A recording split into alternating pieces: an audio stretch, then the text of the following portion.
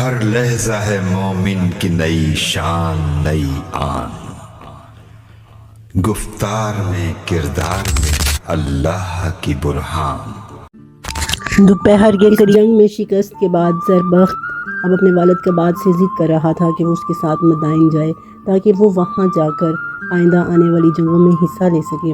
کباد نے جواب دیا، بیٹا تم میری فکر نہ کرو، میں اب موت کے دروازے پر دستک دے رہا ہوں، تم مہبانوں کو مدائن پہنچا دو۔ ابا جان، مہبانوں آپ کے بغیر نہیں جائے گی، ہمیں وقت ضائع نہیں کرنا چاہیے، مسلمان کسی وقت بھی یہاں پہنچ سکتے ہیں، اور جب وہ آئیں گے تو ان کا رہنما ایک ایسا آدمی ہوگا جو ہمارے گھر کے ایک گوشے سے واقف ہے۔ کباد نے پوچھا، کیا یہ ہو سکتا ہے کہ ہمارا کوئی نوکر دشمن سے جا ملا ہو؟ نہیں، وہ ہمارا نوکر نہیں، بلکہ ایک ایسا آدمی ہے جو آپ کو ایک بیٹے اور مجھے ایک بھائی کی طرح عزیز تھا، اس کا نام حسان ہے۔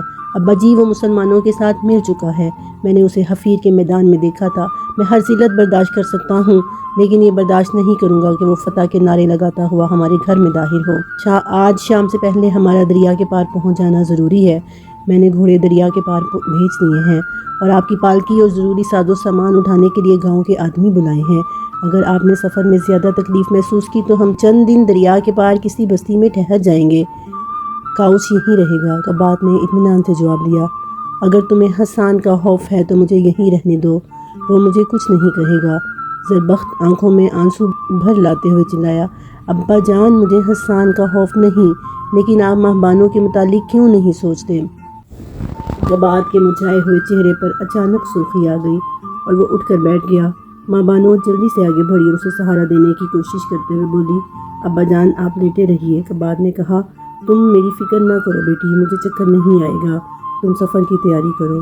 زربخت کاؤس کی طرف متوجہ ہوا، تم ضروری سامان باندھ کر گاؤں کے آدمیوں کے حوالے کر دو اور ابا جان کے لیے پالکی لے آؤ، ہمیں جلد از جلد دریا کے کنارے پہنچ جانا چاہیے۔ گاؤں کے لوگوں سے کہو کہ ہم ابا جان کو علاج کے لیے مدائن پہنچانا چاہتے ہیں۔ کاؤس باہر نکل گیا۔ کباد کچھ دیر بے حس و حرکت بیٹھا رہا، پھر اس نے آنکھیں بند کر لیں اور تکیے پر سر رکھ دیا۔ وہ قلب کی حالت میں بار بار یہ الفاظ دہرا رہا تھا، یہ کیونکہ ممکن ہے، یہ کیسے ہو سکتا ہے؟ مہبانو پتھرائی ہوئی آنکھوں سے اپنے بھائی کی طرف دیکھ رہی تھی۔ زربخت نے کہا، مہبانو تم کیا سوچ رہی ہو؟ ہم ہمیشہ کے لیے اپنا گھر نہیں چھوڑ رہے، ہم بہت جلد واپس آئیں گے، تم جلدی سے اپنے زیورات اور ضروری لباس اٹھا لو، ہمارا سامان ایک چھوٹے صندوق اور گٹریوں سے زیادہ نہیں ہونا چاہیے۔ خادمہ فی الحال یہیں رہے گی، لیکن جلدی کرو، اب ہمارے لیے سوچنے کا وقت نہیں، کاش میں نے حفیر کی جنگ سے واپس آتے ہی تمہیں مدائن بھیج دیا ہوتا۔ مہبانو کوئی جواب دیے بغیر آنسو پوچھتی ہوئی کمرے سے باہر نکل گئی۔ دوپہر کے قریب جب بستی کے آدمی کباد کی پالکی اٹھانے لگے تو زربخت نے اپنی بہن سے کہا، تم گھوڑے پر سوار ہو جاؤ اور دریا کے کنارے پہنچ کر ملاحوں سے کہو کہ وہ تمہیں پار پہنچا دے، جب تک ہم وہاں پہنچیں گے کشتی تمہیں چھوڑ کر واپس آ جائے گی۔ نہیں بھائی جان، میں ابا جان کے ساتھ جاؤں گی، میں پیدل چل سکتی ہوں۔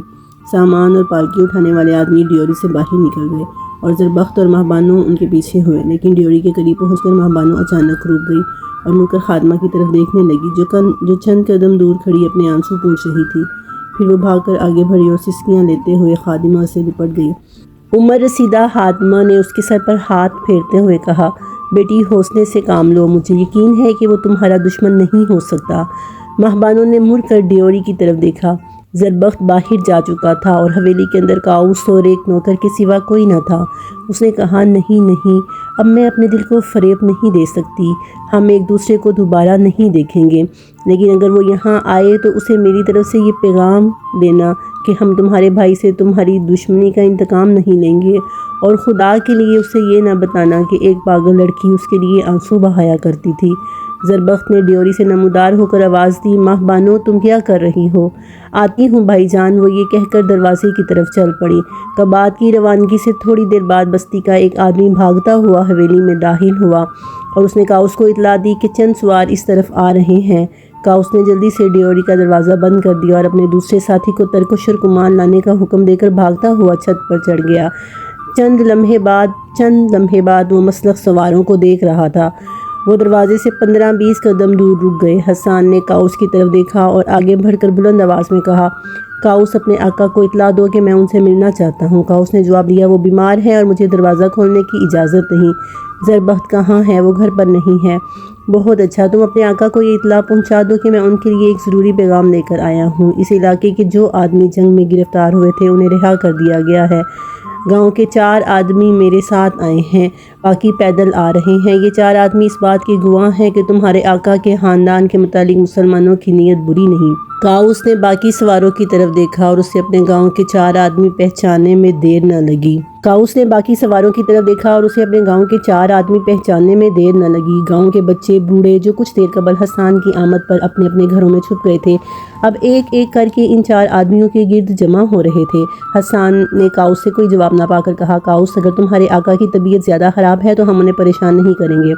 हम इस मकान से बाहर ठहरकर उनकी इजाज़त का इंतज़ार करेंगे। अगर तुमने किसी ख़तरे के पेश नज़र दरवाज़ा बंद किया है तो मैं ये इत्मीनान दिला सकता हूँ कि इस घर की हिफाजत मेरी पहली जिम्मेदारी है। अगर ज़रबख्त अंदर है तो उसे बुला लाओ। काउस जवाब देने की बजाय हैरान और परेशानी की हालत में कभी हसन और कभी उसके साथियों की तरफ देख रहा था। बच्चों और बूढ़ों की देखा देखी गाँव की औरतें भी वहाँ जमा हो रही थीं और वो 4 सवार जिन्हें हसन कैसे छुड़ाकर अपने साथ लाया था अपने अजीज़ों और रिश्तेदारों के साथ बातें कर रहे थे। अचानक उनमें से एक घोड़े को एड़ लगाकर आगे बढ़ा और हसन के करीब पहुंचकर चिल्लाया, काउस गलत कहता है, ज़रबख्त और उसका बाप घर में नहीं है। वो मदाइन रवाना हो चुके हैं और गाँव के लोग उन्हें दरिया तक पहुँचाने के लिए गए हैं। मेरा चचा कहता है कि मेरा भाई भी उनके साथ गया है। उन्हें रवाना हुए ज़्यादा देर नहीं हुई और शायद अभी तक उन्होंने दरिया भी अबूर ना किया होगा। हसन ने जल्दी से भाग मोड़ कर घोड़े को एड़ लगा दी और उसके साथी उसके पीछे हो लिए। कब बाद उसकी बेटी और गांव के 8 आदमी जिन्हें उन्होंने सफ़र में साथ ले जाने के लिए मुंतखब किया था कश्ती पर सवार हो रहे थे और ज़रबख्त किनारे पर खड़ा गांव के बाकी आदमियों को हदायत दे रहा था, अभी तुम्हें फैसला कुन जंग के लिए तैयार रहना चाहिए। अब हम दुश्मन पर पूरी कुव्वत के साथ हमला करेंगे। अभी तक मुसलमानों ने हमारे हाथी नहीं देखे। तुम्हें एक अजीम फतह में हिस्सेदार बनने के लिए तैयार रहना चाहिए। तुम मेरे बाप की हालत देख रहे हो, इन्हें इलाज के लिए किसी अच्छे तबीब की ज़रूरत है। उन्हें मदाइन पहुंचाने के बाद मैं इत्मीनान से जंग में हिस्सा ले सकूंगा। मैं बहुत जल्द वापस आऊँगा। मेरी गैर हाज़िरी में तुम्हारी कोशिश ये होनी चाहिए कि इलाके का जो आदमी तलवार उठाने के काबिल हो वो हमारे गांव में पहुंच जाए। एक नौजवान चिल्लाया, वो आ रहे हैं, आप जल्दी से कश्ती पर सवार हो जाएं। ज़रबख्त ने मुड़ कर देखा और एक सानिये के लिए उसके पाँव ज़मीन से पैविस्त होकर रह गए। कोई 300 गज़ के फासले पर चंद सवार घने दरख्तों से नमूदार होते हुए दिखाई दिए। हसन सबसे आगे था। ज़रबख्त कश्ती पर कूद कर चिल्लाया, कश्ती पार ले चलो, जल्दी करो। एक नौजवान ने रस्सा खोल दिया और मल्लाह कश्ती घसीटने लगे। कबाद बेहिस्सो हरकत पालकी में लेटा हुआ था। अचानक उठकर बैठ गया। ज़रबख्त ने कमान में तीर चढ़ा लिया और उसके साथियों ने तलवारें संभाली। महबानो करबो इस तरह की हालत में कभी अपने बाप, कभी ज़रबख्त और कभी सर पर सवारों की तरफ देख रही थी। हसन उनसे 50-60 कदम आगे था। उसने एक हाथ बुलंद कर रखा था। वो दरिया के किनारे पहुंचा तो कश्ती 15-20 गज़ दूर जा चुकी थी। वो चिल्लाया, ज़रबख्त ठहरो, मेरी बात सुनो, मैं हसन हूँ, तुम्हारी बस्ती को कोई ख़तरा नहीं, मैं तुम्हारी हिफाजत की जिम्मेदारी लेता हूँ, थोड़ी देर के लिए रुक जाओ। कश्ती से एक सनसनाता हुआ तीर आया और हसन के बाएं बाजू में पैविस्त हो गया। इतनी देर में हसन के साथी करीब आ चुके थे। उन्होंने किसी तवक्कुफ़ के बगैर अपनी कमानें सीधी कर लीं। हसन ने मुड़कर उनकी तरफ देखा और बुलंद आवाज़ में कहा, खबरदार, तुम्हें उन पर हमला करने की इजाज़त नहीं है। फिर उसने एक झटके के साथ अपने बाजू से तीर निकाल कर फेंक दिया। इतनी देर में गांव के आदमी मुंतशिर होकर इधर उधर भाग रहे थे। हसन ने किसी तवक्कुफ़ के बगैर अपना घोड़ा दरिया में डाल दिया और बुलंद आवाज़ में चिल्लाने लगा, ज़रबख्त ठहरो, मेरी बात सुन लो, फिर अगर तुम जाना चाहोगे तो मैं तुम्हें रोकने की कोशिश नहीं करूँगा। मैं तुम्हारे बाप के लिए एक अहम पैगाम लाया हूँ। तुम्हारा गाँव और तुम्हारा घर महफूज है, तुम्हें भागने की ज़रूरत नहीं। महबानो पथराई हुई आंखों से ये दिलखराश मंजर देख रही थी। कबाद कुछ कहना चाहता था लेकिन उसकी ज़ुबान गंग हो चुकी थी। एक नौकर ने उसे लटाने की कोशिश की लेकिन उसने उसका हाथ झटक दिया। उसके होंठ लर्ज़ रहे थे, उसके हलक से मुबहम सी आवाज़ें निकल रही थीं और वो अपने हाथ उठा कर ज़रबख्त को कुछ समझाने की कोशिश कर रहा था। लेकिन ज़रबख्त कश्ती के दूसरे सिरे पर अपने गिरदोपेश से बेनियाज खड़ा था। उसकी निगाहें हसन पर मरकूज़ थीं। मल्लाह कबाद की बेचैनी देकर पूरी कुव्वत से चप्पू खींच रहे थे। गहरे पानी में दाखिल होने के बाद हसन घोड़े से उतर पड़ा और एक हाथ से जीन पकड़कर उसके साथ तैरने लगा। अब कश्ती के मुकाबले में उसकी रफ्तार बहुत कम थी और उनका दरमियानी फासला बतदरीज ज़्यादा हो रहा था। गर्दन के सिवा हसन का सारा जिस्म पानी में छुपा हुआ था। लेकिन थोड़ी देर बाद मंझधार से आगे کمر برابر پانی میں وہ دوبارہ گھوڑے پر سوار ہو گیا، کشتی کنارے پر جا لگی اور حسان کا گھوڑا چند چھلانگیں لگانے کے بعد گھٹنے گھٹنے پانی میں پہنچ گیا۔ زربخت نے اطمینان سے نشانہ باندھا۔ ماہبانوں نے کرب کی حالت میں آنکھیں بند کر لیں۔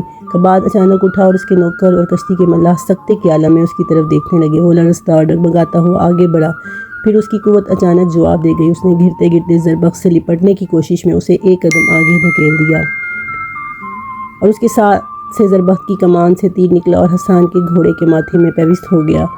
زخمی گھوڑا اچھلا اور اپنے سوار سمیت پانی میں گر پڑا۔ ماہبانوں کے منہ سے ایک دل خراش چیخ نکلی۔ وہ ابا جان کہتی ہوئی آگے بڑھی اور کباد کو اٹھانے کی کوشش کرنے لگی۔ زربخت نے کمان ایک طرف رکھ کر اس کی مدد کی اور کباد کو پیٹھ کے بل لٹا دیا۔ اس کی آنکھیں کھلی تھیں لیکن اس کی نگاہوں کے سامنے موت کے پردے حائل ہو چکے تھے۔ ایک نوکر نے اس کے منہ میں پانی ڈالنے کی کوشش کی لیکن پانی حلق سے نیچے اترنے کی بجائے باچھوں سے بہہ نکلا۔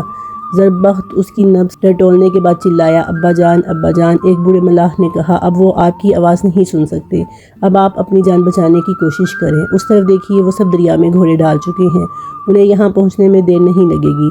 زربخت نے دوسرے کنارے کی طرف دیکھا اور بلا توقف کمان اٹھا کر گھٹنوں کے بل بیٹھ گیا۔ حسان کوئی 20 گز دور گھٹنے گھٹنے پانی میں کھڑا تڑپتے ہوئے گھوڑے کی طرف دیکھ رہا تھا۔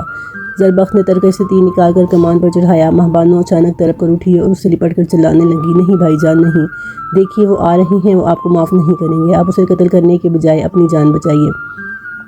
زربخت چلایا، ماہبانو مجھے چھوڑ دو، مجھے موت کی پرواہ نہیں، لیکن حسان ہماری بے بسی کا تماشا نہیں دیکھے گا۔ پھر اس نے ماہبانو کو دھکا دے کر ایک طرف پھینک دیا اور حسان کی طرف کمان سیدھی کر لی، لیکن ماہبانو نے اسے تیر چلانے کی مہلت نہ دی۔ وہ گرتے ہی اٹھی اور اس کا بازو پکڑ کر چلائی، میں تمہیں خودکشی کی اجازت نہیں دوں گی، بھائی جان پہلے مجھے قتل کر دو، پاگل لڑکی مجھے چھوڑ دو، میں تمہیں ایک لونڈی بندے نہیں دیکھ سکتا، وہ میرے باپ کا قاتل ہے، میں اسے زندہ نہیں چھوڑوں گا۔ نہیں ابا جان، آپ کو تیر چلانے سے منع کرنے کے لیے اٹھے تھے، انہیں یقین ہو چکا تھا کہ وہ لڑائی کی نیت سے نہیں آیا۔ بھائی جان آپ کمان پھینک دیں، میں اسے واپس بھیجنے کی ذمہ داری لیتی ہوں۔